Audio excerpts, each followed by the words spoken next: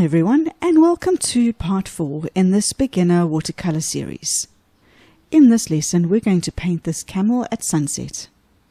I have fully explained the supplies for this lesson in the introduction video, so have a look back at that if you haven't already.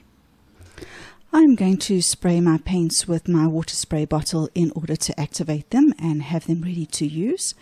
Then I'm going to prepare my colors before I start so that I can work quickly through my graded wash. I'm going to start by mixing up yellow in a medium consistency, about 50-50 paint and water ratio. I will then do the same and prepare colors of permanent rose, permanent violet and Prussian blue. I think these 4 colors will make a very nice yellow to blue color gradient when I put it down on the paper. I'm going to start with my sketch already penned out and taped down onto the table. I'm going to use my larger size 8 brush to do the graded wash. I'm going to fill in the yellow just beyond a quarter of the way down in a horizontal line. I don't mind working over the line of the sand dune because that and the camel rider will be painted over in black once the graded wash is complete. Once I've got to the point where I want the yellow to end, I'm going to use water and just blend it a little bit further so that I can get a nice color gradient between this and the next color that I lay down. I will then rinse off my brush completely and pick up the permanent rose and do the same thing. I'm going to start with the permanent rose a little bit below where I want the join to be because of the thicker consistency that's on my brush.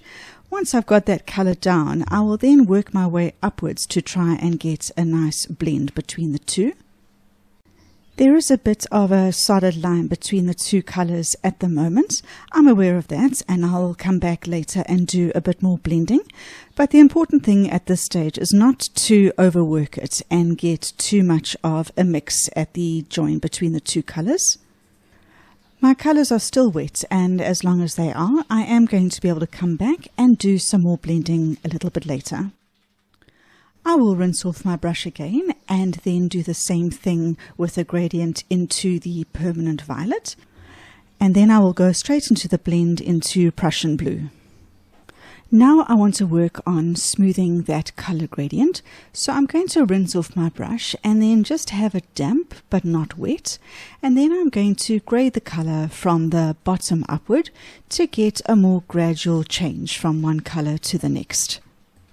This is the scary part, and we want to make sure that we do not overwork our colors at this stage. That's the reason why my brush is just damp and not wet, and I'm just working very lightly from one color to the other until I get a gradual blend. I'm going to be particularly careful in the yellow area to not lose the brightness and not carry the color gradient all the way up to the top. You don't have to do what I'm doing now, but I'm aware that these colors are going to dry lighter than I've put them down, and I want to intensify the bottom 3 colors a bit.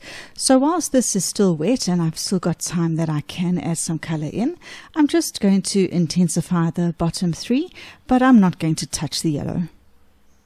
So what we are doing here is called a graded wash, where we are fading from one color to the other without a solid line distinction between the 2. Once I'm happy with my graded wash, I'm going to let this whole layer dry completely before I continue working on.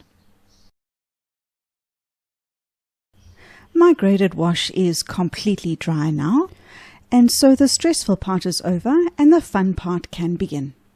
All I've got left to do now is to fill in the silhouette of the sand dune and the camel rider. I'm going to use the black color that is provided in my palette here, but I am also aware that a lot of paint palettes don't contain black in them at all. If you're going to use black paint or black watercolor paint, then I suggest you mix it up in a very thick consistency because we don't want any transparency to this black layer at all. You could just as easily do the black that I'm doing now using your Pigma Micron black liner pens, or even for the bigger areas, something like a permanent black Sharpie pen would do. So I have changed to the smaller size 0 detail brush to paint in the camel rider and the camel. Once this is complete, I'm going to let this layer dry completely before I remove the tape.